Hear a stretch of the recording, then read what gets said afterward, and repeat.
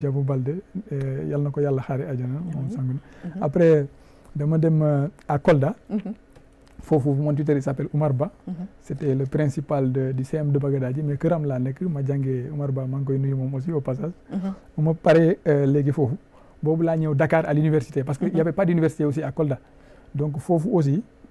à Dakar bu ma ñëwee mon tuteur c'est mon oncle c'est un camarade de mon père dans l'armée il s'appelle Aristide Aimé Kayossi maa ngi koy nuyu aussi c'est un père maintenant pour moi waaw vraiment maa ngi koy nuyu di ko sant donc bu ma jógee foofu ma ñëw université ce qui fait que man je suis un peu quelqu'un qui connaît le Sénégal quoi qui connaît tout le monde j'ai vécu avec beaucoup de personnes c'est ça qui fait que j'ai beaucoup de dama am ouverture d'esprit damay comprendre nit ñi damay aussi tout le temps je pardonne beaucoup quoi parce que xam nga ci jaar-jaar bi la voilà xam nga boo nekkul ak sa yaay wala ak sa papa tout le temps da ngay muñ quoi tu es obligé mais ça ne fait pas aussi de moi quelqu'un qui a souffert comme je l'ai dit man ñi ma yàlla musa booleel yëpp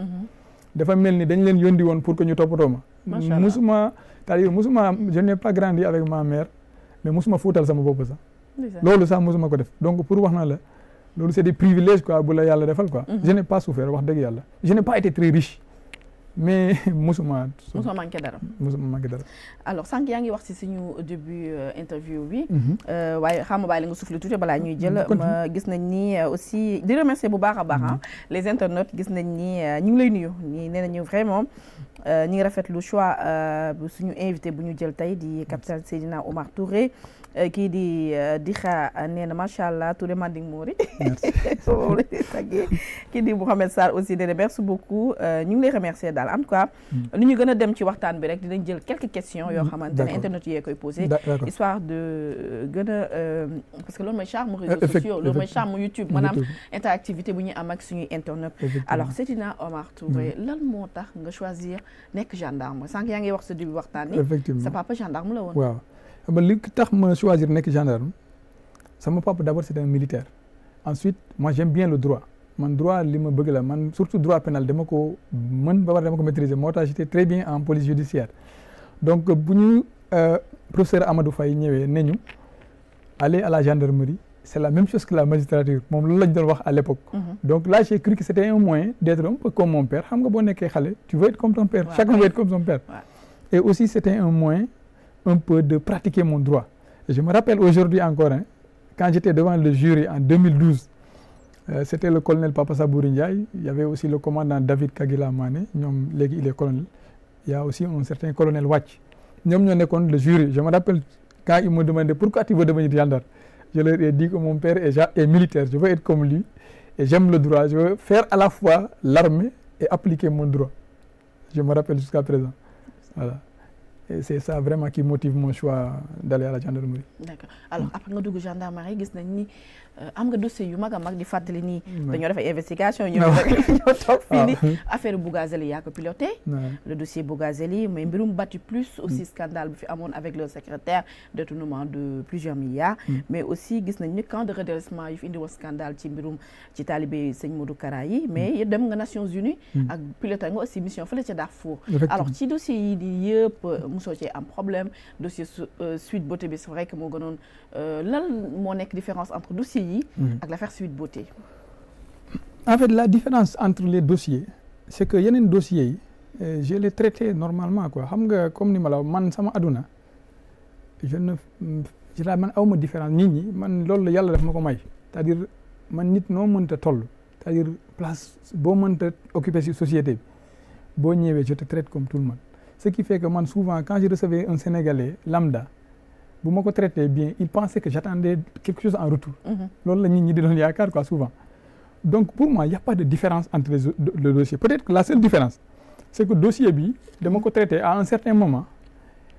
les gens ont un peu voulu me prendre pour un délinquant quoi di ma topp peut-être di def ay affaires yoo xam ne waruñu ko def xam nga man je disais à Pape Alé Niang que moi j'étais formé comme chef de section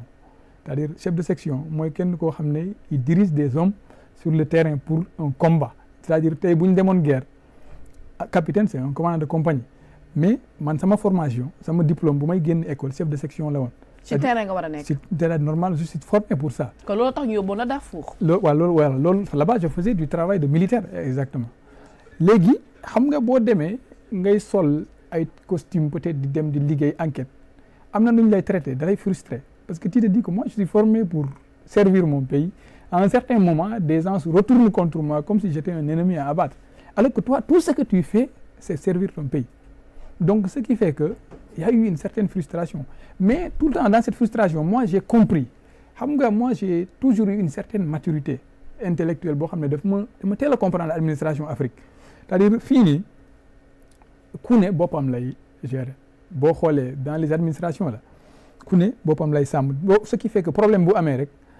ku ne day barricadé wu. bopp sa bopp. voilà chacun essaie de trouver qui est le coupable pour ainsi de suite mais comme man yàlla dugal na ma ci dossier bi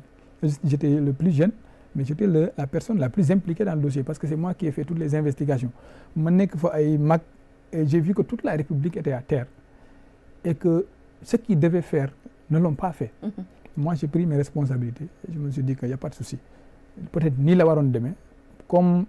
jaar naa université parce que man boo ma xoolee ça je te donne pas l'air d'être tout le temps man si biir caserne moo tax ñu bëri dañu ma doon xàmmee quoi parce que ils pensent pas que je suis militaire quoi. J'étais un peu la première fois bu la soo gis de. voilà je suis un peu simple quoi. Voilà je me suis dit que peut-être que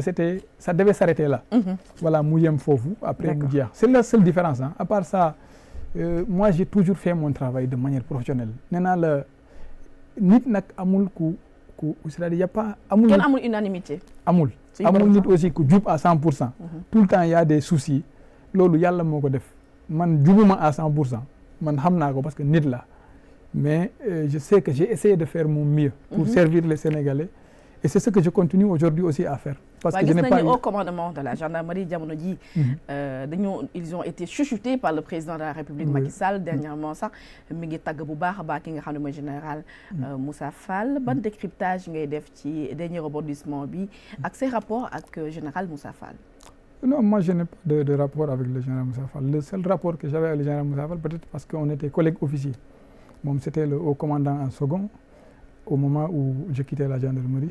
et le général Tine était le haut commandant. Donc on n'a aucun rapport. Et pour ce qui est de la gendarmerie, moi je pense que c'est une unité, c'est une très belle institution boo xam ne les gens méritent d'être aidés. temps yi moom président moom jox na leen bopp bu baax a baax. waaw malheureusement c'est ça quoi xam nga budul gendarmerie kese. nga armée ak police ak gendarme c'est-à-dire ay corps la yoo xam ne boo fa nekkee duñ la bàyyi nga def commerce duñ la bàyyi nga def leneen donc dañ la war a mettre dans des conditions yoo xam ne doo xalaat leneen lu dul sa liggéey moo tax on doit essayer de construire plus de logements surtout pour les militaires les gendarmes et les policiers ba pare il y a cette indemnité de logement c'est-à-dire qu'on essaye un peu de retenir à la source parce que les gens logent dans des casernes même loolu pour man dañ ko war a supprimer. dañ ko war a bàyyi maanaam li ñuy loger ci caserne. Les gens doivent loger gratuitement dans les casernes. Pour man c'est le minimum qu'un État puisse faire pour un genre les salaires gis nga même un officier mooy salaire am ku nekk si hiérarchie maanaam xaw ma B moo ko ëpp salaire. non je sais pas kon caserne fii logement c'est pas gratuit. C'est pas gratuit c'est-à-dire boo fa nekkee dañ lay dagg lu tudd IRL indemnité de logement. loolu pour man on ne doit pas le faire. loolu moom xaw ma ko man dama foogoon ni c'est logement bi c'est gratuit par rapport ak seen fonction. Ça c'est pas normal ça on doit le c'est-à-dire loolu état bi dafa war a def de telle sorte que nit mun a parce que gendarme. ak policier waxuma la militaire mais gendarme ak policier seen liggéey dafa def de telle sorte que parce que yow munoo tey. jël bouclier dem réprimer ay nit ba pare dem dugg di tëdd ak ñoom. bu fekkee nit ñi am nañu esprit de vengeance dañ lay rey si guddi gi. parce que les gens ne le comprennent pas ainsi parce que aussi autorités politiques yi dañuy mettre gendarmes yi ak policiers yi dans des positions yoo xam ne ils sont obligés aussi des fois de commettre ay actes yoo xam ne on ne peut pas les justifier. Voilà parce que day ñëw benn moment boo xam ne au lieu que le citoyen soit un adversaire il devient un ennemi. Parce que dans la culture tout le temps le citoyen est visé comme étant un ennemi. Parce que citoyen bi aussi day naan gendarme bi wala policier bi ennemi la parce que gis nañ nu muy traité parce que on a vu des vidéos où les gens traitent les gens xam nga aussi gendarme aussi. mais jamono ji moom la ñu seetlu sax bu ñu xoolee manifestation. wala dernier émeute yu fi amoon gis nañu benn policier boo xam ne xale yi bañ ko jàppee dóor ko dañoo jël molotov maanaam dafa dem ba am benn rapport d'animosité entre les forces de défense et les citoyens te loolu warta am. te loolu warul am gis nga loolu c'est de la même manière que des civils ont tabassé des policiers de la même manière les policiers ont tabassé. Donc loolu warul am te loolu pour ma mën a deñ il faut qu'on organise c'est-à-dire c'est que loolu il faut que régime bi change loolu pour mu am parce que man régime bu fi nekk ni ma gisee ñuy doxale gis nga xam nga quand est-ce que j'ai été choqué mooy quand les gens tiraient à balles réelles nit ñi di daanu ma gis ay ministres di toog si ay plateau di naan on va les traquer comme si on était en guerre. waaw non mais j'étais tellement. di ko justifier sax non mais ça c'est grave. am na loo xam ne bu fa dëkk jotee. gis nga même le ministre de l'Intérieur en 2021 il avait fait une erreur parce que il avait parlé de terrorisme mais cette fois-ci quand il y a eu un problème la nuit il s'est rectifié au moins il a tenu un discours correct mais ceux qui venaient le lendemain di wax ci ay plateau mais on dirait qu'on était dans une guerre nit ñi dañuy. dafa am ñaari Sénégal ñii di xeex ñu baax ñeeg ñu bon. loolu gis nga discours yooyu rek day tax ne population bi day jàpp policiers yi ak gendarmes yi comme ay ennemis te gendarmes yi aussi des fois ils sont obligés de parce que là c'est la loi qui leur permet de prendre des fois une légitime défense donc moo tax la source du problème pour moi c'est le pouvoir politique. Voilà il faut trouver une solution. D'accord alors parfois aussi. Ça fait bientôt 2 ans. ba nga jugee gendarmerie. Parfois doo am nostalgie doo namm sa métier surtout koo xamante ne déjà da nga ko yàgg bëgg di ba nga nekkee xale. Parfois doo toog mu namm la nga namm ko rek ne vraiment je suis nostalgie. ba ma nekkee doon mener ay enquêtes et tout. Effectivement c'est un travail que j'aimais beaucoup et presque tous mes amis étaient dans la gendarmerie. xam nga genre de situation yi lu muy créer day créer benn genre break. xam nga